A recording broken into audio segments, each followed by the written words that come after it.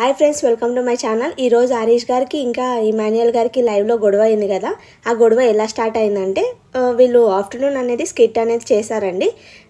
శ్రీజ గారికి పెళ్లి చూపులని ఒక స్కిట్ చేశారు. ఆ స్కిట్ చేసేటప్పుడు ఇమాన్యుయల్ మన హరీష్ గారికి టీజ్ చేస్తారనమాట. అంకుల్ అంకుల్ అని, అంటే అతను శ్రీజ ఫాదర్ అనమాట. అయితే అప్పుడు ఇమాన్యుయల్ గారు ఏం చేశారంటే అంకుల్ అంకుల్ గుండంకుల్ వీళ్ళకి బిగ్ బాస్ అనేది వాళ్ళకి భోజనం పంపిస్తారు. వాళ్ళు భోజనం చేసిన తర్వాత కూర్చుంటారు. ఆర్గ్యుమెంట్ అనేది ఇక్కడే జరుగుతుంది.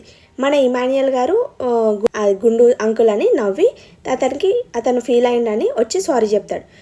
అతను అంటాడు, నీ లిమిట్స్ అనేది నువ్వు క్రాస్ చేయకు, ఎంత కామెడీ చేయాలనో అంతే చేయాలి, కానీ ఇంత నా బాడీ షేమింగ్ చేసుకుంటా అలా మాట్లాడకు అని అంటే, సార్ నేను బాడీ షేమింగ్ అనేది అస్సలు చేయలేదు, మీరు అలా మాట్లాడకండి.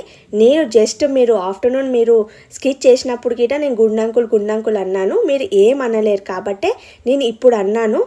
మీరు నా కామెడీ తీసుకుంటున్నారనే నేను ఆ చనువుతోటి నేను అన్నాను సార్, అంతే తప్ప నా ఇంటెన్షన్ ఏం తప్పుగా లేదు, సారీ మీరు ఫీల్ అయి ఉంటే అని అంటారు. అక్కడ ఆర్గ్యుమెంట్ అనేది చాలా బాగా జరుగుతుంది. అంటే చాలా కోపంగా అతని కోపం వచ్చేస్తుంది. మన హరీష్ గారికి చాలా కోపం వచ్చేసి అతనికి నచ్చదనమాట. నచ్చకపోతే అతను చెప్పేశాడు, ఇంకోసారి ఇలా మాట్లాడకు, నా ముందలైతే ఇలా కామెడీ చేయకు, నాకు నచ్చదు అని వార్నింగ్ ఇచ్చేస్తాడు ఇమాన్యుయల్కి. తర్వాత ఇమాన్యుయల్ బాధ ఒక్కటే, ఏంటంటే నువ్వు సంతోషంగా ఉన్నప్పుడు తీసుకున్నావు, ఇప్పుడు తీసుకోవట్లేదేంటి అని అతనికి అదొక కోపం వచ్చింది. అంటే ఒకటే లాగా ఉండాలి మనిషి.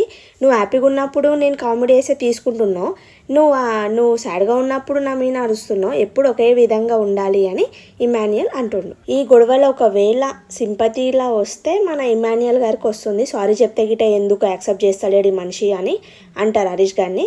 నెగటివ్ అనేది హరీష్ గారికి వస్తుంది.